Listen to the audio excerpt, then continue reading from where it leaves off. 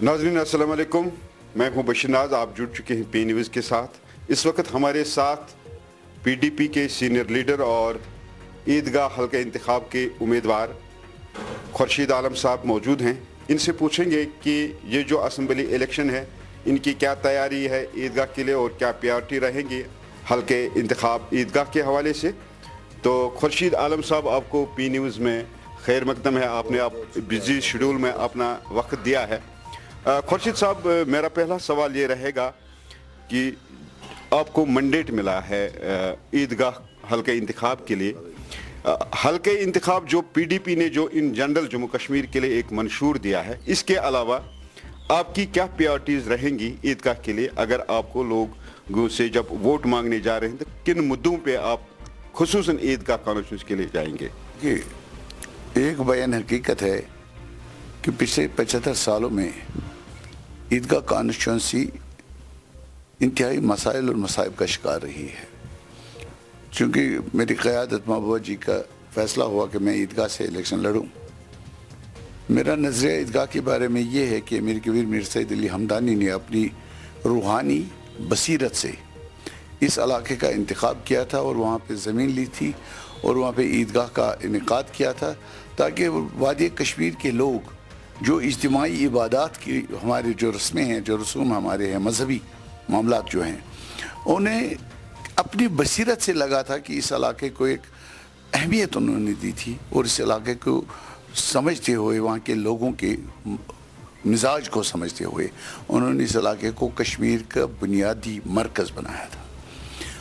बदकिस्मती से इस इलाके की इफादियत रोज़ बरोज़ ख़त्म होती रही। 5-6 बार एक ही तंजीम के अफराद वहाँ पे रहे, लेकिन लोगों का अगर आप भी इस इलाके का दौरा करेंगे तो आप देखेंगे टाकनवारी से नवाकदल तक, नरवरा तक जो हालात इस इलाके के हैं, आपको लगेगा कि आप कोई 200-300 किलोमीटर दूर शहर श्रीनगर से किसी दूर उफ्तादा गाँव में गए हैं। ये हालत है उस इलाके की। वहाँ की ज़बूं हाली, वहाँ का इफलास, वहाँ की सड़कों की हालत, वहाँ की तामीर और तरक्की के नाम पे एक ज़र्रा भी आपको कहीं पे दिखाई नहीं देगा।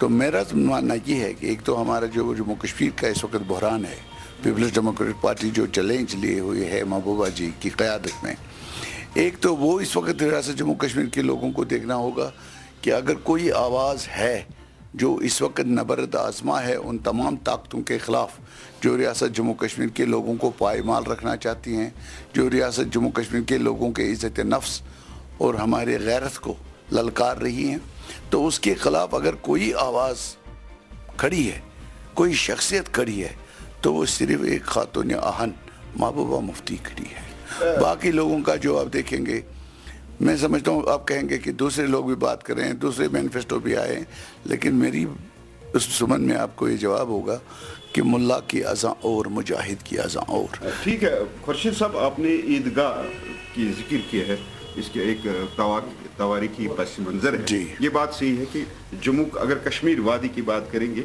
एक बहुत ही बड़ा असासा हमारा यहाँ पे है जम्मू कश्मीर के, वो ईदगाह जी।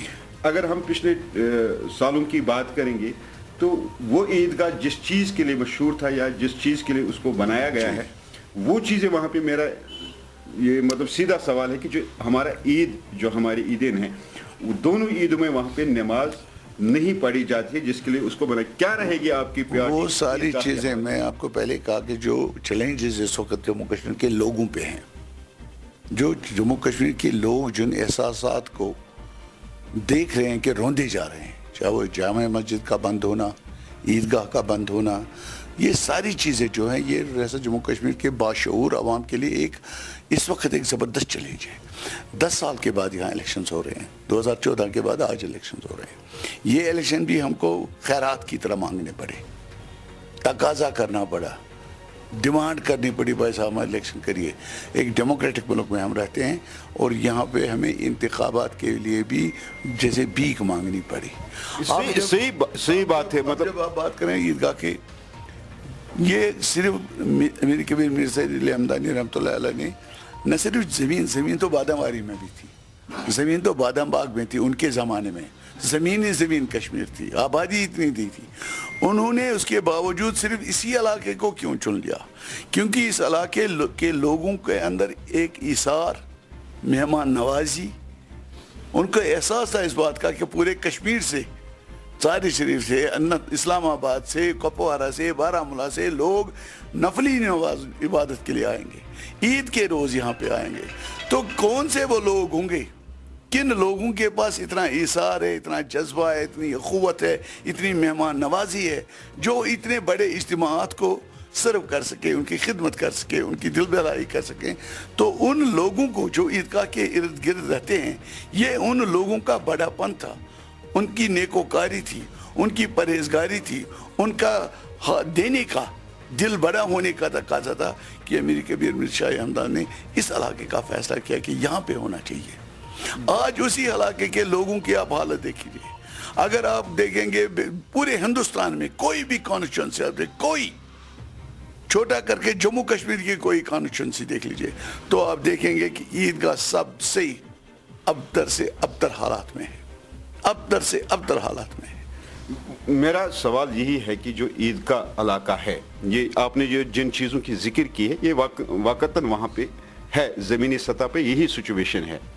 لیکن اگر آج کی جو اسمبلی، آپ نے ابھی بولا کہ ہم بھیک مانگ کر الیکشن کروایا گیا ہے، اس طرح کی سچویشن بنی پچھلے 10 سالوں میں، اور وہیں ایک بات کا میں یہاں پہ ذکر کرنا چاہتا ہوں، آپ سے پوچھنا چاہتا ہوں، یہی اسمبلی آج بلدیہ، جو میڈم محبوبہ مفتی نے بھی اس کو بلدیہ کا نام دیا کہ بلدیہ کی سے بھی اس میں پاور کم ہے، تو کس طرح پھر یہ ہو جائے گا کہ اسی اسمبلی سے یہ سارے مسئلے، جبکہ سارے powers L G Manoj Sinha کو دیا، یہ مطلب گورنر کو، لیفٹننٹ گورنر کو دیے گئے، گورنر کو دیے گئے، امینڈمنٹس کی گئی، کیوں کی گئی؟ میں کہہ رہا ہوں، میری سوچ یہ ہے کہ 5 اگست 2019 کے بعد جو احکامات وقتاً فوقتاً صادر کیے گئے، ان میں آپ دیکھیں گے کہ یہاں کے لوگوں کو سائیکالوجیکلی، نفسیاتی طور پہ دبانے کی بات ہے۔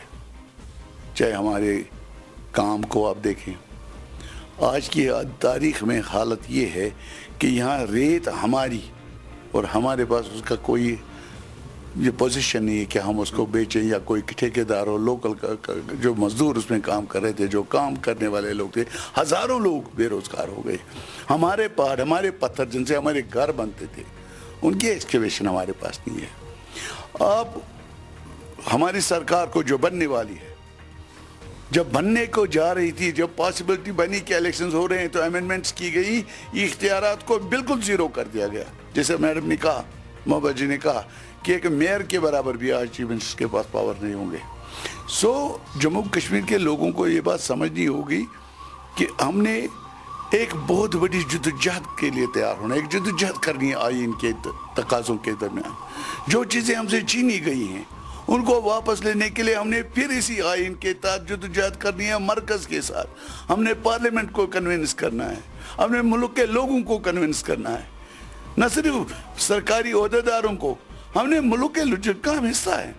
اگر پورے ملک کے لوگ ہماری مصائب کو سمجھے، ہماری آواز ان تک پہنچے، ہمارے مسائل ان تک پہنچے، تو مجھے پورا یقین ہے پورے ہندوستان کے لوگ جب ہماری آواز کو سمجھیں گے اور اس ریاست کے ساتھ جو ہو رہا ہے اس کا مداوع، اور اس کے لیے قیادت چاہیے، یہ کرنے کے لیے قیادت چاہیے۔ اور میری نظر میں خدا کو حاضر ناظر جان کر محبوبہ مفتی کے علاوہ کوئی شخصیت نہیں ہے، کوئی آواز نہیں ہے جو بے خوف، بلا تردید بات کرتی ہے۔ اچھا خورشید عالم صاحب، آپ کے جو وہاں پہ سیاسی حریف ہیں دوسری پارٹیوں کے، وہ بھی دعویٰ بہت کچھ کر رہے ہیں کہ ہم اس علاقے کو، عیدگاہ کانسٹیچوئنسی کو اس طرح کریں گے، ایسا کریں گے، مطلب چار چاند لگائیں گے، بہت ترقی کروا دیں گے۔ تو اس درمیان عوام جو ہے ان کو کسی ایک کو چننا پڑے گا، وہاں پہ ووٹ دینا پڑے گا، تو خورشید عالم صاحب ہی کو کیوں لوگ چنیں گے اور ان کو کیوں ریجیکٹ کریں گے؟ کیا ہے آپ کے پاس پالیسی؟ اگر وہاں پہ 10 لوگ 15 لوگ، سب کا حق بنتا ہے جمہوریت میں الیکشن میں لوگوں کے پاس جانا، لوگوں سے اعتماد حاصل کرنا۔ میرے پاس اعتماد حاصل کرنے کے لیے میرے پاس ایک بڑا اثاثہ ہے جو دوسرے لوگوں کے پاس نہیں ہے۔ میرے پاس اثاثہ ہے محبوبہ مفتی کی ذات، میرے پاس اثاثہ ہے وہ مصائب جو محبوبہ جی پچھلے 5 سال سے اٹھا رہی ہیں. وہ بے خانمہ ہے, بے گھر ہے, گھر سے نکالی گئی ہے, سیکورٹی کور اس کا وڈرا کیا گیا, اس کی ماں پہ نوٹسیں بھیجی گئی, ان کی بچی کا پاسپورٹ. کیوں؟ کیا لوگوں کو آپ کو لگتا ہے لوگوں کو اس بات کا احساس نہیں ہے کہ اسی خاتون کے خلاف سب کچھ کیوں ہو رہا ہے؟ کیوں یہ ایسی اس لیے ہو رہا ہے کیونکہ یہ خاتون ریاست جموں کشمیر کے اصلی مسائل کی بات کر رہی ہے, لوگوں کے جذبات, ان کی پریشانی کی بات کر رہی ہے. یہ وہ خاتون ہے جو آج بھی یہ جو ہماری ویریفیکیشن کا مسئلہ ہے کس نے اٹھایا؟ محبوبہ جی کا اٹھایا ہوا ہے. اگر اس کی پچھلی کارکردگی کو دیکھیں, اس نے کیوں الیکشن نہیں لڑا؟ وہ کہہ رہے ہیں کہ میں نے جو چیف منسٹری کی ہے, میں نے 15,000 نوجوانوں کے کیس وڈرا کیے. میں آج کی اس چیف منسٹری میں کیا میں کر سکتی ہوں؟ کوئی بھی کیا کر سکتا ہے؟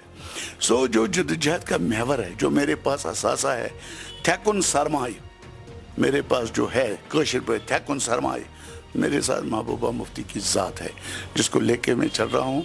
اسی کی بنیاد پہ, اسی کے حوصلوں کے صدقے میں لوگوں سے گزارش کرتا ہوں کہ اس علاقے کی بہتری کے لیے, بہبود کے لیے اور ریاست جموں کشمیر کو بحران سے نکالنے کے لیے پیپلز ڈیموکریٹک پارٹی کو ووٹ دیجیے. جہاں بھی محبوبہ جی کا کوئی نمائندہ ہے اس کو کامیاب کریے. آپ سن رہے تھے خورشید عالم صاحب کو. خورشید عالم نے سیدھے بولا ہے کہ میرے پاس لوگوں کے لیے صرف یہی ایک میسیج ہے, لوگوں کے لیے یہی ایک منشور ہے جو پی ڈی پی کے پاس ہے, جو محبوبہ مفتی کی جدوجہد ہے, جو انہوں نے پچھلے جب سے خصوصاً آرٹیکل 370 ایبروگیٹ کیا, اس کے بعد جو پی ڈی پی نے یہاں کے عوام کی ترجمانی کی. یہی میرا اثاثہ ہے, یہی میرے لوگوں کے سامنے منشور ہے. تو اسی لیے میں لوگوں سے اسی منشور پہ ووٹ مانگ رہا ہوں. تو یہ تھے خورشید عالم. آپ کو ملیں گے کسی اور شخصیت, سیاسی شخصیت کے ساتھ. تب تک کے لیے اجازت, خدا حافظ. خورشید صاحب آپ کا بہت بہت شکریہ. بہت بہت شکریہ.